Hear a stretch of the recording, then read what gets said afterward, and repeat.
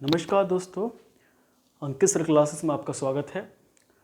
आज हम लोग हिस्ट्री का आधुनिक भारत का एक बड़ा इम्पोर्टेंट टॉपिक लेकर हाजिर हैं और वो टॉपिक है कि बंगाल विभाजन क्यों हुआ, आखिर क्या वजह थी और बंगाल विभाजन होने के बाद क्या क्या चीज़ें देखने को मिली। खास बात जैसे 1857 क्रांति के बाद एक बड़ा परिवर्तन आया देश में, वैसे ही 1905 के बाद एक और बड़ा परिवर्तन था और कह सकते हैं कि वास्तविक जागरण का, गांधी जी ने तो उसको कहा कि भारत का जो वास्तविक जागरण हुआ है ना 1905 के बाद हुआ, बंगाल विभाजन के बाद। 1857 क्रांति के बाद ये तय हो गया था कि भारत को आज़ादी मिलेगी, यानी अंग्रेजों को हराया जा सकता है। और 1905 के बाद ये तय हो गया था कि हर हाल में ही हराएंगे और हरा के मानेंगे। देखते हैं क्या बात थी। बंगाल विभाजन दरअसल द्वितीय चरण का काल था, जिसे उग्र राष्ट्रवाद भी कहा जाता है। 1905 से लेकर 1919 का दौर द्वितीय चरण या उग्र राष्ट्रवाद कहा जाता है। ठीक है, अगर इसको देखा जाए उग्र राष्ट्रवाद, इससे पहले प्रथम चरण आया था जिसको उदारवादी काल कहा जाता था, है ना।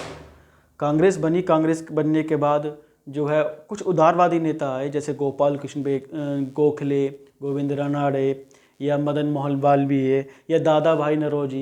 ये वो लोग थे जो अपनी बातें सरकार के, कांग्रेस की तरफ से सरकार के पास रखते थे, पत्र के जरिए, लेटर के जरिए, और कहते थे साहब हमारी ये मांग है और ये मांगें पूरे कर दो। और अंग्रेज इतने अच्छे कहाँ थे जो एक पत्र से मांगें पूरी कर सकते थे।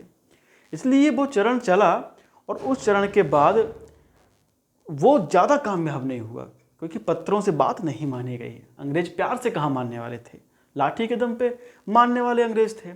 तो कहते हैं ना, लातों को भूत बातों से कहाँ मानने वाले थे। इसलिए द्वितीय चरण आया और द्वितीय चरण था उग्र राष्ट्रवाद का। उग्र राष्ट्रवाद नाम से लग रहा उग्र राष्ट्रवाद था, यानी कि ये हर बात को मनवाने के लिए जो है राजी करवाते थे अंग्रेजों को। इनमें प्रमुख लोग थे बाल गंगाधर तिलक, अरविंद घोष, लाला लाजपत राय। ये वो व्यक्ति थे जो उग्र राष्ट्रवाद के नेता थे।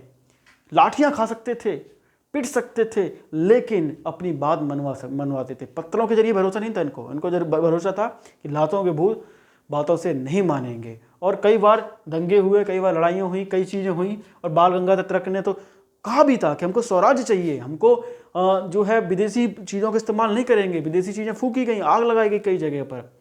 और एक उग्रवाद राष्ट्रीयता को देखकर उस वक्त वायसराय था एक व्यक्ति अंग्रेजों में, वो था लॉर्ड कर्जन।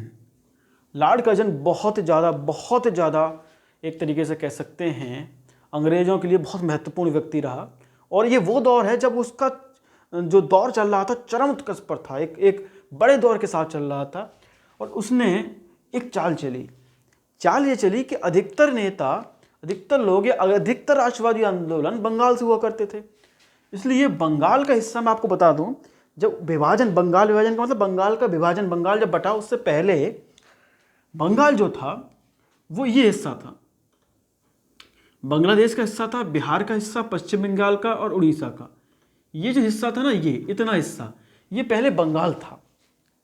लेकिन ये चाल चली कर्जन ने कि इसको सांप्रदायिकता के आधार पर अलग कर दिया जाए और हिंदू मुस्लिम को अलग कर दिया जाए, जिससे क्या है उनकी एकता खत्म हो जाए।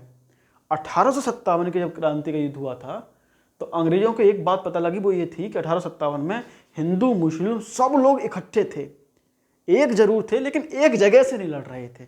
लेकिन कह सकते हैं सांप्रदायिक दंगे नहीं थे एक तरीके से, है ना, हिंदू मुस्लिम साथ में थे इसमें। इसलिए उनको पता चल गया अंग्रेजों कि हिंदू मुस्लिम को आपस को अलग करो इनको, और एक साथ रहेंगे, एकजुट रहेंगे तो ये दिक्कत करेंगे। और बंगाल एक बहुत बड़ा राष्ट्रीय जो है राज्य बनता जा रहा था कि राष्ट्रीय आंदोलन यहाँ से बहुत ज़्यादा उत्पन्न हो रहे थे। ऐसे में वैसे सरकार ने, लॉर्ड कर्जन ने ये दिखाया कि प्रशासनिक सुविधा नहीं है, बहुत बड़ा है बंगाल, है भी बड़ा, यहाँ दिखाया भी गया बहुत बड़ा है, इसलिए हम लोग प्रशासनिक सुविधा के लिए इसको बांट रहे हैं, इसको विभाजन कर रहे हैं। लेकिन ऐसा नहीं था। उसका वजह थी कि इसको तोड़ दो, यहाँ से कुछ लोग इधर जाएंगे, कुछ लोग इधर जाएंगे, जिससे टूटेगा, यहाँ की एकता खत्म हो जाएगी। और तोड़ने के बाद इसको क्या किया गया कि बांग्लादेश के कुछ हिस्से, जो ढाका, आप कहेंगे बांग्लादेश तो था, मैं आजकल जो बांग्लादेश है ना, उस टाइम बंगाल में शामिल था। तो ढाका, चटगांव और राजशाही, ये तीनों हिस्से, और असम, ये चार चीज़ें ध्यान समझना, ढाका, चटगांव, राजशाही और असम, ये वाला हिस्सा है ना, इसको अलग कर दिया। इससे पहले जब बांग्लादेश बना हुआ था तो ये वाला हिस्सा था, बिहार, बांग्लादेश, पश्चिम बंगाल, उड़ीसा, इसको बंगाल कहा जाता था। अब बंगाल दो भागों में बट गया, एक पूर्वी बंगाल हो गया, ढाका, चटगांव, राजशाही, असम, ये वाला एक बंगाल हो गया और ये वाला एक बंगाल हो गया।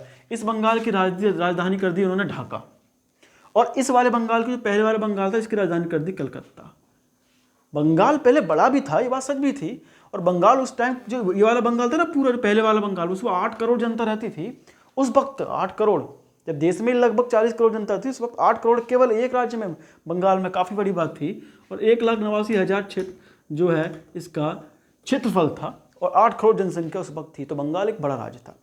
तो लॉर्ड कर्जन ने इस बात को दिखाया कि बंगाल का विभाजन इसलिए करना है क्योंकि प्रशासनिक सुविधा करनी है, जबकि ऐसा नहीं था। बंगाल विभाजन का मुख्य कारण था सांप्रदायिक रूप से भारत के इस बंगाल राज्य को अलग कर देना, जिससे एकता में कमी आए और जिससे आंदोलनों में कमी आए। और ये बंग भंग के नाम से भी जाना जाता है, बंगाल भंग करना है ना, बंग भंग के नाम से भी। लॉर्ड कर्जन के टाइम में 19 जुलाई 1905 को इसकी रूपरेखा तैयार की गई लॉर्ड कर्जन के द्वारा, इसको अलग करने की, बंगाल को विभाजन करने की, अलग करने की। और 20 जुलाई को घोषणा कर दी गई कि साहब ये बंगाल अलग होगा, ये वाला हिस्सा अलग होगा, ये वाला हिस्सा अलग होगा, 2 हिस्से बनेंगे। और 16 अक्टूबर 1905 को लागू भी कर दिया गया, यानी 16 अक्टूबर 1905 को बंगाल का विभाजन हो गया 2 हिस्सों में। एक हिस्सा बिहार, बांग्लादेश, पश्चिम बंगाल, उड़ीसा वाला, और एक ये वाला हिस्सा ढाका, चटगांव, राजशाही और असम वाला हिस्सा, 2 भागों में बट गए बंगाल में। तो क्या कारण थे और बटने के बाद क्या हुआ, इसका 2 हिस्से बनते गए। और इसलिए पूरे देश में ना, कह सकते हैं क्रोध फैल गया, पूरे देश में द्वेष की भावना हो गई, पूरे देश में लोग नाराज हो गए सरकार से, और नाराजगी की वजह भी थी, वाजिब भी थी। और ऐसे नाराज हुए कि उसको उन्होंने शोक दिवस मनाया। ध्यान रखना, 16 अक्टूबर को शोक दिवस भी मनाया जाता है ना। 16 अक्टूबर 1905 को शोक दिवस के रूप में मनाया गया, और 16 अक्टूबर 1905 को ही बंगाल का विभाजन भी हुआ। खास बात ये थी कि रविन्द्रनाथ टैगोर जो थे, उन्होंने तो इसको रक्षाबंधन के रूप में भी मनाया था। और रविन्द्रनाथ टैगोर ने इसी बंगाल विभाजन के बाद, बहुत इंपॉर्टेंट पॉइंट है, इसी बंगाल विभाजन के बाद एक अमार सोनार बांग्ला, ये राष्ट्रगान है, ये रचना लिखी अमार सोनार बांग्ला, जो कि आजकल बांग्लादेश का राष्ट्रगान है, वो लिखा। और बांग्लादेश का तब से राष्ट्रगान इसी को माना जाता है। इसलिए कहा भी जाता है कि भारत और बांग्लादेश दोनों, यानी पूछ सकते हैं भारत के अलावा किस देश का राष्ट्रगान रविन्द्रनाथ टैगोर ने लिखा है, तो बांग्लादेश का। और भारत का वास्तविक जागरण बंगाल विभाजन के बाद हुआ था, ऐसा महात्मा गांधी का है कि वास्तविक जागरण, इससे पहले तो भारत जागा ही नहीं था। और जागा क्या, 1905 के बाद फिर स्वदेशी और बहिष्कार को लेकर बहुत ज़्यादा दंगे हुए, बहुत ज़्यादा आंदोलन हुए, कई लोगों की हत्याएं हुई, वो चीज़ें आगे पढ़ेंगे। लेकिन बंगाल विभाजन क्यों हुआ, उसके पीछे क्या कारण था, उसके बाद कैसे उसके 2 हिस्से बने, उसके पीछे वजह लॉर्ड कर्जन की थी। और वजह जो वजह थी वो थी उग्रवाद, राष्ट्रवाद को रोकने के लिए। जो राष्ट्रवाद था वो बढ़ता जा रहा था, बंगाल एकजुट होता जा रहा था, उसको रोकने के लिए। ठीक है, तो उम्मीद करता हूँ ये बात समझ में आई होगी आपको। अगली कड़ी में इतिहास की कुछ और बातें समझेंगे और आगे की कहानी समझेंगे। नमस्कार।